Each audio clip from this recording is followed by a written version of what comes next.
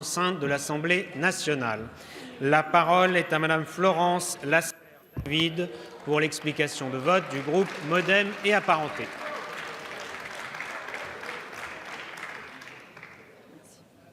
Monsieur le Président, Madame la Ministre, Madame la Présidente de la Commission, Monsieur le rapporteur, mes chers collègues.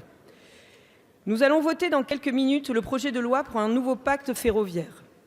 Le groupe Modem et Apparentés a bien compris que voter ce texte ne signifie pas la fin d'un service public du transport ferroviaire français. Nous savons que ce texte ne signifie pas l'arrêt des petites lignes et nous avons bien compris par ce texte que la SNCF n'était pas privatisée. Ce texte, il vise tout simplement à garantir la pérennité de la SNCF comme entreprise publique, à lui donner les moyens d'être pleinement actrice dans la concurrence et finalement d'améliorer le service rendu aux usagers. En effet, ce débat aura permis de répéter à de très nombreuses reprises que ce texte n'entraîne pas une privatisation. Si le statut de la SNCF va bien être modifié pour redevenir une structure de société nationale, comme cela était le cas avant 1982, les capitaux de ces sociétés seront 100% publics et incessibles.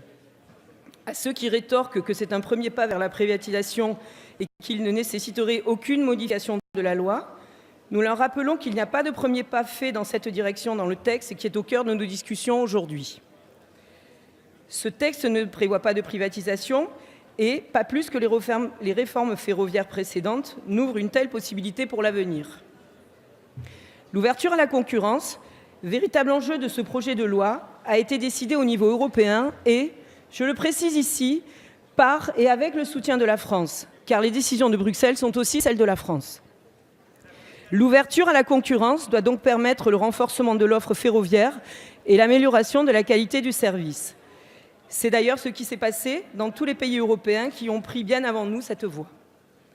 La réforme de la gouvernance du groupe permettra de donner à la SNCF les moyens d'être performant dans un cadre concurrentiel, performance qu'elle a déjà démontrée au vu de ses excellents résultats obtenus dans le cadre des services aux voyageurs à l'étranger. À ceux qui nous opposent l'exemple de l'ouverture à la concurrence du fret français, je rappelle que Madame la Ministre a, durant nos débats, rappelé les déterminants extérieurs tels que la crise économique et financière, la chute des prix du carburant. Je le répète, l'ouverture à la concurrence est l'objectif de ce projet de loi et l'ouverture du marché ferroviaire français doit se préparer, s'accompagner.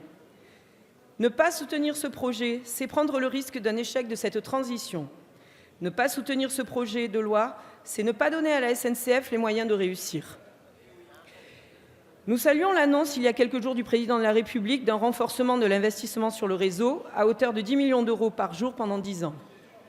Les modalités du financement de cet effort d'investissement seront précisées et discutées lors de l'examen de la future loi de programmation des infrastructures. Notre groupe sera vigilant quant au respect de cet engagement qui devra se faire en gardant le cap de l'assainissement de nos finances publiques. Nous saluons enfin la méthode du gouvernement sur l'examen de ce texte. Le débat parlementaire a bien eu lieu dans cet hémicycle. À ceux qui seraient tentés de dire le contraire, nous leur rappelons que nous avons passé 24 heures sur ce texte en séance et qu'en plus des 4 heures consacrées à les discussions générales, les discussions ouvrant l'examen de chaque article ont donné lieu à 104 prises de parole. Quant au procédé visant à prévoir les habilitations qui sont, au fil de la concertation avec les partenaires sociaux, remplacées par des dispositifs juridiques, il permet de respecter la contrainte de délai, le texte devant entrer en vigueur avant la fin de l'année 2019, tout en permettant de poursuivre les discussions avec les partenaires sociaux.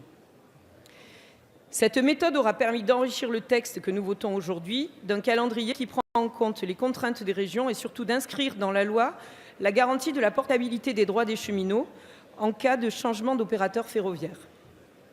La poursuite des débats au Sénat permettra, nous l'espérons, de poursuivre l'approfondissement des réformes nécessaires au fonctionnement de la SNCF, à l'accompagnement des cheminots et à l'amélioration de la qualité de service pour les usagers.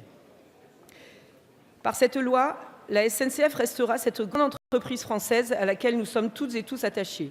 Elle sera mieux armée et donc plus agile pour relever les défis du XXIe siècle. Tous ces salariés, qu'ils soient au statut ou non, seront protégés. Leur mobilité sera facilitée. Les Français retrouveront le goût du train et le rail prendra une toute nouvelle place dans leur mobilité, celle du quotidien de chacun d'entre nous et celle des longs trajets. Pour toutes ces raisons, le groupe Modem et Apparentés votera en faveur de ce texte. Je vous remercie. Merci, Madame la députée.